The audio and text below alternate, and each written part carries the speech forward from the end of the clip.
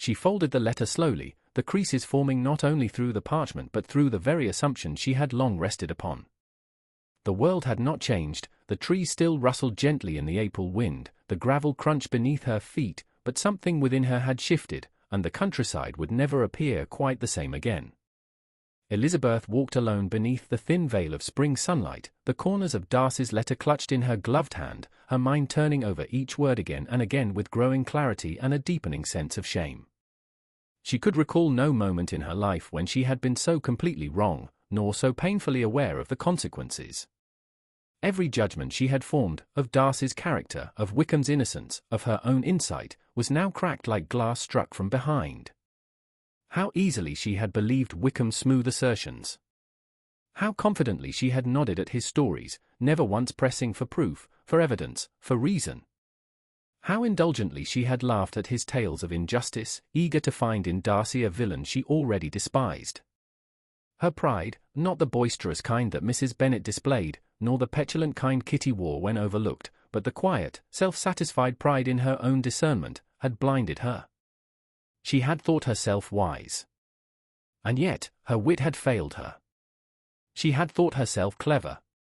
But her cleverness had led her into misjudgment, and nearly into admiration, if not something closer, for a man whose very soul was rotten beneath the polished surface.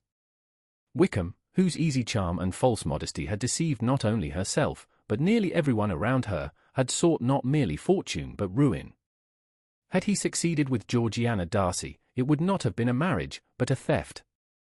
A theft of innocence, of trust, of peace. Elizabeth shuddered. And Darcy, proud, silent, awkward, yes, but deeply loyal, fiercely protective, and unflinchingly truthful, had taken her scorn, her rejection, and rather than responding with fury, had offered her honesty. In writing. With humility. With generosity. She had never known such integrity. Not in any man. Not even, perhaps, in herself. For a long while she wandered the countryside near Hunsford, no longer thinking of Charlotte's snug parlour or Lady Catherine's imperious voice or even Mr. Collins's morning devotions. Her thoughts were turned entirely inward, and toward Derbyshire. Toward the man she had refused, and who had offered something more than love, truth. When at last she returned to the parsonage, it was with a quieter step, and a heart no longer certain of itself. She kept her reflections private, even from Charlotte, though she smiled less and paused more often in conversation. And she watched herself, as though from outside, noticing now the trifles she had once overlooked. Mr. Collins's absurd sermons, which once drew laughter, now filled her with a strange unease.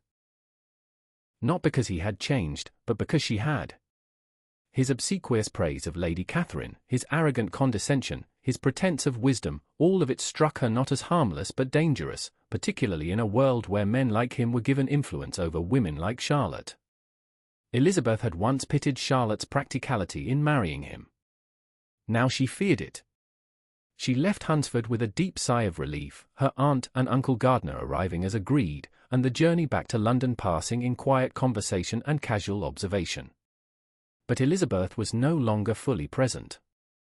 Her mind lingered in that grove near Rosings, and in the shadows between the lines of Darcy's letter. Summer passed, and with it, 1,000 small moments, conversations with Jane, garden walks at Longbourn, card games in the evening parlour, all touched, in Elizabeth's mind, by her growing awareness of herself. She laughed, still. She teased. But her reflections never truly ceased. She caught herself now, when judging someone too quickly, or when finding fault in a sister's simplicity, and remembered that letter, that turning point. When her aunt and uncle proposed a tour of the northern counties, she accepted with delight. The prospect of seeing new places, new landscapes, of widening her world beyond the familiar faces of Hertfordshire, offered her more than amusement. It offered renewal. And so they set out, the three of them, in a comfortable carriage, the summer fields ripe and full around them. Days passed in a pleasant blur of distant cousins and country inns, church towers glimpsed through green, and wild hills rising beneath silvered skies. And then, Pemberley. It was not planned. Her uncle, knowing of Mr. Darcy only by name and position, suggested they visit the grounds while in Derbyshire. They had been told the family was away, that the house stood empty save for its housekeeper and staff, and thus, Elizabeth allowed herself to agree. She did not expect to feel anything.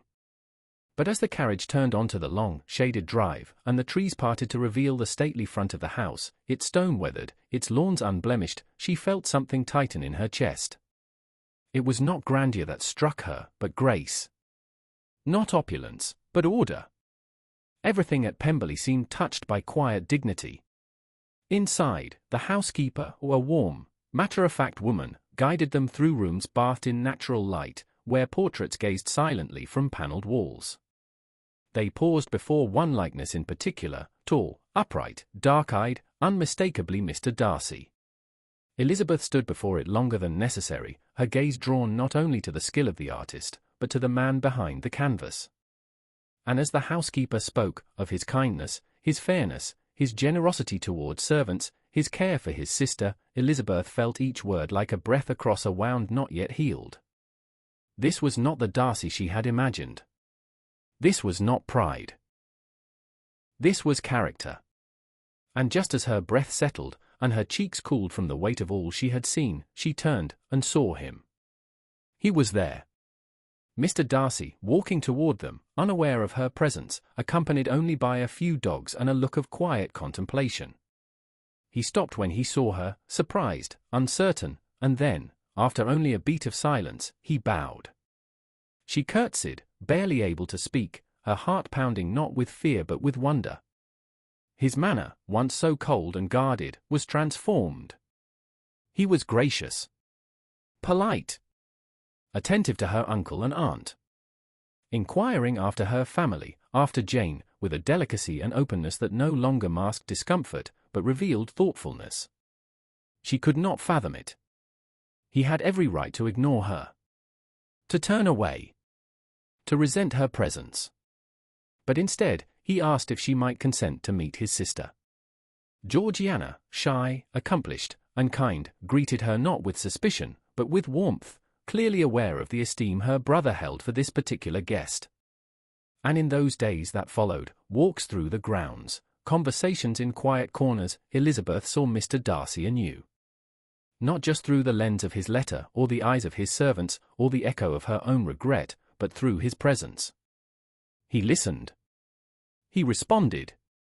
He laughed. She had once accused him of pride. But now, she saw in him humility. She had once seen in herself clear-sighted judgment. Now, she knew that the heart could be mistaken. And slowly, so quietly she did not notice when it began, the respect she now held for him deepened, not with sudden declarations, but with the careful accumulation of shared glances, of kind words, of silences filled with understanding. It was not a fairy tale. It was something far rarer. It was real.